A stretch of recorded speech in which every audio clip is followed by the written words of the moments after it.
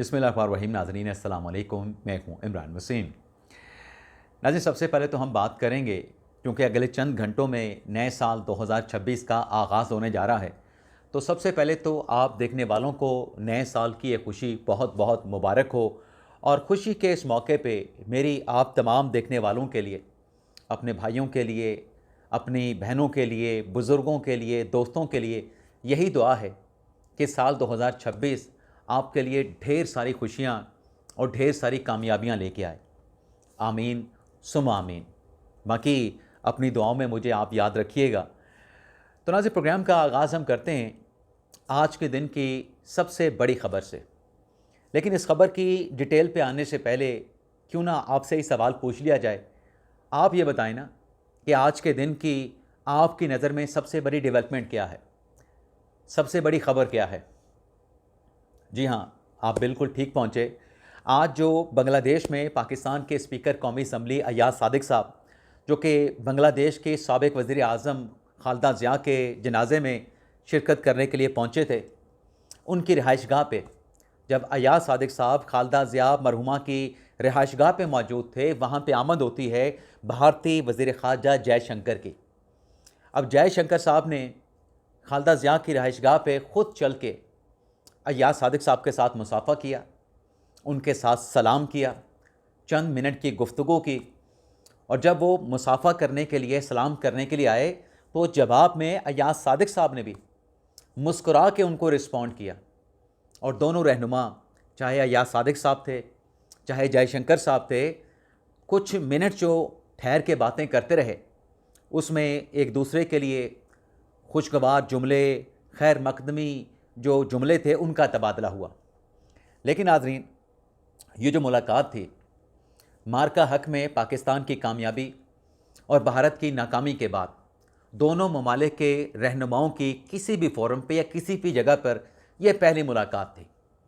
लेकिन इस मुलाकात से अगर आप पीछे चले जाएं, यानी आज जो मुलाकात हुई है, इससे अगर आप पीछे चले जाएं, तो एशिया कप में क्या हुआ? एशिया कप के राउंड मैच में इंडियन क्रिकेट टीम ने पाकिस्तान के खिलाड़ियों के साथ हाथ नहीं मिलाया, नाजेबा गुफ्तगू की, पाकिस्तानी खिलाड़ियों की ट्रोलिंग की गई। और फिर फाइनल मैच में भी इंडियन खिलाड़ियों ने ना सिर्फ मुसाफा नहीं किया पाकिस्तानी खिलाड़ियों के साथ, बल्कि फ़ाइनल मैच में वज़ीर दाखिला मोहसिन नकवी साहब, जो कि चेयरमैन पीसीबी भी हैं और एशियन क्रिकेट काउंसिल के चेयरमैन भी हैं, उनसे ट्रॉफ़ी लेने से इनकार कर दिया।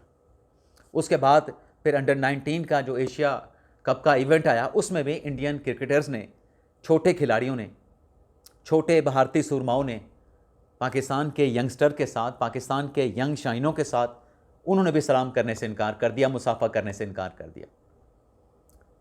तो आज देखें कि मोदी सरकार को जो आलमी सतह पर जिस सफारती तन्हाई का सामना है, आलमी सतह पे बिल्कुल तन्हा हो चुका है मोदी सरकार, भारतीय सरकार। तो आज वही भारत था जो हैंडशेक करने के लिए, सलाम करने के लिए, मुसाफा करने के लिए तैयार नहीं था। आज उसी भारत का वज़ीर ख़ारजा जयशंकर उठ के गया, चल के गया और अय्याज सादिक साहब के साथ मुसाफा किया। लेकिन एक अच्छी डेवलपमेंट है, अब दो रहनुमाओं की अगर मुलाकात हुई है, तो ये सिलसिला आगे बढ़ना चाहिए, ये सिलसिला आगे चलना चाहिए। और ये जयशंकर का चल के आना भी, ये पाकिस्तान की कामयाबी तो है, लेकिन इसे इंडिया के तनाज़ुर में भी नेगेटिविटी से नहीं देखना चाहिए। अगर बर्फ़ पिघली है तो इसे पॉजिटिव नज़रों से देखना चाहिए। अब नाज़रीन, आते हैं हमारे ब्लॉग की जो दीगर अहम खबरें हैं। दूसरी खबर नाज़रीन जो आपके साथ हमने शेयर करना है, वो भी इत्तफाक से अय्याज सादिक साहब से जुड़ी है। तहरीक इंसाफ की दौड़ें लगी हुई थी, तहरीक इंसाफ शिकवा कर रही थी, तहरीक इंसाफ शिकायत कर रही थी कि वो जो इमरान खान साहब ने अचकज़ई साहब को अपोजिशन लीडर तैनात कर दिया है, लेकिन स्पीकर अय्याज सादिक साहब जो हैं, अचकज़ई साहब का नोटिफिकेशन जारी नहीं कर रहे। तो कभी कोई वास्ता है, कभी कोई मुतालबा है, कभी कोई बात की जा रही है, और डिमांड सिर्फ एक ही है कि अचकज़ई साहब को अपोजिशन लीडर जो है वो आप उनका प्रोसेस मुकम्मल करें, उनका जो नोटिफिकेशन है वो जारी करें। माफ़ी चाहता हूँ नाज़रीन। अब नाज़रीन ये हुआ है कि जो 3 खतूत अय्याज सादिक साहब के ऑफिस से तहरीक इंसाफ के रहनुमा जनाब आमिर डोगर साहब को लिखे गए, जो कि पीटीआई के कौमी असम्बली में चीफ विप हैं। एक ख़त लिखा गया 19 नवंबर को, 15 दिन के बाद दूसरा ख़त लिखा गया 5 दिसंबर को, और फिर 15 दिन के बाद तीसरा ख़त लिखा गया 19 दिसंबर को। इन तीनों खतूत में अय्याज सादिक साहब ने तहरीक इंसाफ से कहा कि जनाब, जो अपोजिशन लीडर की तैनाती का मामला है, जो आप बार बार शिकवा करते हैं, शिकायत करते हैं, आप इस मामले से मुतल्लिक जो अदालती केसेस हैं, जिन अदालतों में ये मुकदमात ज़ेर इल्तमा हैं, उनका रिकॉर्ड, उनकी इन्फॉर्मेशन तो दे दें, ताकि पता तो चले कि अदालतों में मामला जो अय्याज सादिक साहब अपनी अपोजिशन लीडर साहब की तैनाती का है वो कहाँ तक पहुँचा है, पेंडिंग है, डिसाइड हो चुका है। तो आखिरी जो लेटर लिखा गया 19 दिसंबर का, उसके बाद चीफ व्हिप साहब जो हैं, आमिर डोगर साहब जो हैं, आज बैरिस्टर गौर के साथ पहुँचे हैं कौमी असम्बली।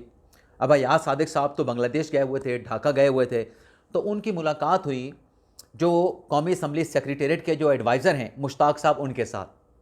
अय्याज सादिक साहब के ऑफिस में जो ऑफिसर हैं एडवाइज़र के ओहदे पर, मुश्ताक साहब के साथ उनकी मुलाकात हुई।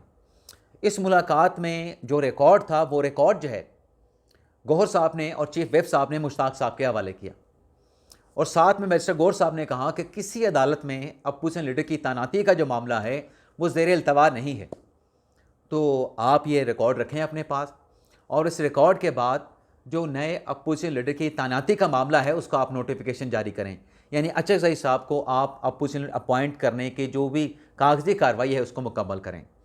जिस पर एडवाइज़र मुश्ताक साहब ने यह कहा कि अभी तक ये जो इन्फॉर्मेशन आपसे मांगी जा रही थी, यह इन्फॉर्मेशन आपकी तरफ से नहीं दी जा रही थी। अब चूंकि इन्फॉर्मेशन आ चुकी है, आपने अदालती रिकॉर्ड भी दे दिया है, दीगर उसकी सपोर्ट में जो डॉक्यूमेंट्स हैं वो भी आपने फ्राहम कर दिए हैं, तो सबसे पहले तो अब डेवलपमेंट ये होगी, प्रोसेस ये आगे होगा कि जो अपोजिशन लीडर का ओहदा है कौमी असम्बली का, उसको वेकेंट डिक्लेयर किया जाएगा। अय्याज सादिक साहब आएंगे, अपोजिशन लीडर के ओहदे को वेकेंट डिक्लेयर करेंगे, उसके बाद जो नए अपोजिशन लीडर की तैनाती का मामला है उसके ऊपर फर्दर जो है वो फिर अय्याज सादिक साहब आके कार्रवाई को आगे बढ़ाएंगे। कागजी कार्रवाई है आइन और कानून की रोशनी में, तो उस पर जो भी फैसला करना है वो अय्याज सादिक साहब ने करना है। इसके साथ साथ नाज़रीन, जो गौहर साहब ने जो डॉक्यूमेंट्स जमा करवाए, उन डॉक्यूमेंट्स से मुतल्लिक ये तहरीरी तौर पे बताया गया अय्याज सादिक साहब को कि जो पेशावर हाई कोर्ट में दरख्वास्त थी उमर अयूब साहब से मुतल्लिक, साबका अपोजिशन लीडर से मुतल्लिक, वो दरख्वास्तें हमने पेशावर हाई कोर्ट से रिट पिटिशन हमने वापस लेनी है। अब नाज़रीन, जब ये दरख्वास्तें तहरीक इंसाफ के रहनुमा उमर अयूब साहब की 9 मई के केस में डिस्क्वालिफिकेशन के बाद पेशावर हाई कोर्ट में दायर कर रहे थे, मैं उस वक्त भी कह रहा था कि ये जो प्रोसेस रोक रहे हैं, एक तरफ अचकज़ई साहब की नॉमिनेशन इमरान खान साहब ने कर दी है, दूसरी तरफ पेशावर हाई कोर्ट में रिटें दायर करके वहाँ से जो हुक्म इम्तना मांगा जा रहा है, ये अपने पाँव पे खुद कुल्हाड़ी मार रहे हैं। जब पेशावर हाई कोर्ट जाके हुक्म इम्तना लेंगे तो फिर अय्याज सादिक साहब कैसे अपोजिशन लीडर की तैनाती के मामले को आगे बढ़ा सकते हैं या उस पर कोई फाइनल फैसला कर सकते हैं। तो आज खैर अच्छी डेवलपमेंट हुई है, डॉक्यूमेंट जाकर उन्होंने जमा करवा दिए हैं, अब इस पर वापसी पे आके अय्याज सादिक साहब ने फैसला लेना है। लेकिन नाज़रीन, तहरीक इंसाफ से मुतल्लिक एक और ख़बर भी है। शफ़ी जान साहब जो कि मुशीर हैं खैबर पख्तूनख्वा के वज़ीर आला के, उन्होंने पंजाब की जो तर्जुमान हैं उस्मा बुखारी साहबा से मुतल्लिक एक बयान दिया है। अब वो बयान क्या है? उस बयान में शफ़ी जान साहब ये कहते हैं कि जो उस्मा बुखारी साहबा हैं वो दरअसल खाना बदोश हैं। शफ़ी जान साहब कहते हैं कि पहले ये पीपल्स पार्टी में थी, अब ये नून लीग में आ गई। पहले नवाज शरीफ को बुरा कहते थे, अब इमरान खान को बुरा कह रही है। ये जो नाज़ी बात शफ़ी जान साहब ने की है, ये बात करते हुए मेरे ख़्याल से शफ़ी जान साहब को तहरीक इंसाफ के अंदर भी देखना चाहिए था कि जो लतीफ़ खोसर साहब है वो तो पहले पाकिस्तान पीपल्स पार्टी में थे। आप पीपल्स पार्टी से मुतल्लिक तहरीक इंसाफ क्या कहती है, फिर चलें उन्हें छोड़ दें लतीफ़ खोसर साहब को। उमर अयूब साहब पहले काफ लीग में थे, मुशर्रफ की तारीफ़ें, काफ लीग से निकले नून लीग में आए, नवाज शरीफ ख़ानदान की तारीफ़ें, आज वो तहरीक इंसाफ में है तो इमरान खान की तारीफ़ें। तो आपकी पार्टी में तो ऐसे खाना बदोश भरे पड़े हैं, बल्कि आपकी पार्टी खाना बदोशों से भरी पड़ी थी। 9 मई के बाद कुछ चले गए, कुछ लोग आपके भी पार्टी में बाकी हैं। और फिर जो शफ़ी जान साहब ने एक और बात कही ना कि जो उस्मा बुखारी साहबा हैं इनको जंगली बड़े पसंद हैं। अगर जंगली इनको इतने पसंद थे तो हमें पहले बता देते, हम जो है वो अपने साथ जब डेलीगेशन लेके गए थे लाहौर में, अपने साथ कुछ जंगली भी ले जाते। क्या कहते हैं कहते हैं जो उस्मा बुखारी साहबा सियासी खाना बदोश हैं, वो पख्तूनों के बारे में जंगली जैसे अलकाबात इस्तेमाल करती हैं। हमें नहीं मालूम था कि उन्हें जंगली बहुत पसंद हैं। वो हमें पहले बताती तो हम उनके लिए 3-4 जंगली लोगों का बंदोबस्त कर लेते, उनकी ख्वाहिश भी पूरी हो जाती। शफ़ीउल्लाह जान। अब इस पे नाज़रीन रिएक्शन आया है मुसम्मिक नवाज़ की तरफ से। मुसम्मिक नवाज़ की तरफ से रिएक्शन जो दिया गया है वो दिया गया है, एक मिनट नाज़रीन। तो इस पे नाज़रीन अता तारड़ साहब ने स्टेटमेंट जारी किया है, जिसमें शफ़ी जान साहब के इस स्टेटमेंट की जो है वो ना सिर्फ मज़म्मत की गई है, बल्कि ये कहा गया कि इंतहाई घटिया गुफ्तगू, इस किस्म की इंतहाई घटिया गुफ्तगू पहले भी की गई थी, अब भी की जा रही है, जो कि किसी सूरत काबिल कबूल नहीं। अता तारड़ साहब ने कहा कि अहम ओहदे पे बैठे शख्स को इस किस्म की ज़ुबान ज़ेब नहीं देती। उन लोगों से कहूँगा ज़बान को लगाम दें, बहन बेटियों की इज़्ज़त करना सीखें, वरना हमें इज़्ज़त कराना भी आती है। जबकि मरियम औरंगज़ेब ने भी इस पर स्टेटमेंट दिया, जिसमें उन्होंने ये कहा कि PTI का ये जहरीला कल्चर है जिसे बानी ने वाज़े किया और मामूल बनाया। ये जहरीला कल्चर ख़वातीन को गैर इंसानी बनाता है। ये कल्चर बदसलूकी को सियासी तर्ज़ अमल के तौर पर देखता है। ये इस सरजमीन के PK में हो रहा है जो ख़वातीन के एहतराम के लिए मशहूर है। तो ये नाज़रीन शफ़ी जान साहब को जो है वो आड़े हाथों लिया गया, फिर नून लीग के रहनुमाओं की तरफ से, और उनका जो बयान था उसकी मज़म्मत भी की गई। अब नाज़रीन आ जाते हैं, वैसे आपको बताते जाएं कि जब मीना खान ने मरियम नवाज़ से मुतल्लिक़ पंजाब असम्बली में स्टेटमेंट दिया था ना, तो उस वक्त सोहेल अफरीदी साहब से साफ़ियों से जब मुलाकात हुई थी तो उन्होंने कहा था कि इस स्टेटमेंट का जो कि मरियम नवाज़ से मुतल्लिक़ मीना खान ने दिया है, इसका दिफ़ा नहीं किया जा सकता। क्या इसका दिफ़ा हो सकता है शफ़ी जान साहब के स्टेटमेंट का? और ये नाज़रीन आपको याद कराता चलूँ कि ये वही शफ़ी जान साहब हैं जिन्होंने लाहौर जाते हुए शफ़ी जान साहब ने सोहेल अफरीदी के साथ जब इनको चक्री इंटरचेंज पे रोका गया था, तो इन्होंने वहाँ पे पुलिस के सामने क्या कहा था? पुलिस के अफसरान के सामने, एहलकारों के सामने शफ़ी जान साहब ने कहा था कि हमने यहाँ पे मौसन नकवी करना है, हमें मौसन नकवी करने दें। ये रफ़ा हाजत के लिए वहाँ पे खड़े थे। अब पुलिस ने क्यों रोका था, क्यों नहीं रोका था, मुझे उसका नहीं पता, लेकिन क्या एक ज़िम्मेदार ओहदे पे बैठे, आइनी ओहदे पे बैठे शख्स को इस किस्म के अल्फाज, इस किस्म की ज़ो मनी गुफ्तगू ज़ेब देती है? वो अपनी तरबियत का इजहार कर रहा होता है। माज़रत के साथ किसी को मेरी बात लगती है, लेकिन ये मेरी राय है, आप इसके साथ इख्तलाफ कर सकते हैं। लेकिन सुप्रीम कोर्ट के जजेस भी बोल पड़े हैं। सुप्रीम कोर्ट के जजेस क्यों बोल पड़े हैं? मामला है 27वीं तरमीम का, लेकिन इस डिटेल पे आने से पहले आपको बताते चलें कि 4 जुडिशल कमीशन के इजलास चीफ जस्टिस याहिया अफरीदी साहब ने समन किए हैं। सिंध हाई कोर्ट में 12 एडिशनल जजेस अपॉइंट होने हैं। ये इजलास जो है 13 जनवरी को बुलाया गया है। पेशावर हाई कोर्ट में 10 जजेस, एडिशनल जजेस को मुस्तकिल करना है। ये इजलास 14 जनवरी को होगा। लाहौर हाई कोर्ट में 13 एडिशनल जजेस को मुस्तकिल करने के लिए मामले पर गौर होगा। ये इजलास जुडिशल कमीशन का 15 जनवरी को बुलाया गया है। और इस्लामाबाद हाई कोर्ट के 2 जजेस, अब उसमें इनाम अमीन मिनहाज साहब हैं, जस्टिस आज़म खान साहब हैं, उनकी मुस्तकली का जो मामला है वो 12 जनवरी को जुडिशल कमीशन में ज़ेर गौर आएगा। अब आ जाते हैं नाज़रीन 27वीं आईनी तरमीम का मामला क्या है। नाज़रीन एक मुलज़म थे नैब के, आमिर महमूद उनका नाम था, और ज़मानत के लिए सुप्रीम कोर्ट आए हुए थे। उनकी दरख्वास्त लगी थी मंदू खेल साहब के बेंच में। मंदू खेल साहब के बेंच में जस्टिस मुसर्रत हिलाली साहबा शामिल थी, यानी 2 रुकनी बेंच था। अब इस केस में हुआ क्या, ज़मानत तो अदालत ने नहीं दी। मामला था एक सिग्नेचर का, उसके डिस्प्यूट का। $6.5 बिलियन के फ्रॉड का ये केस है। 1400 लोगों को हाउसिंग सोसाइटी के नाम पे लूटा गया है।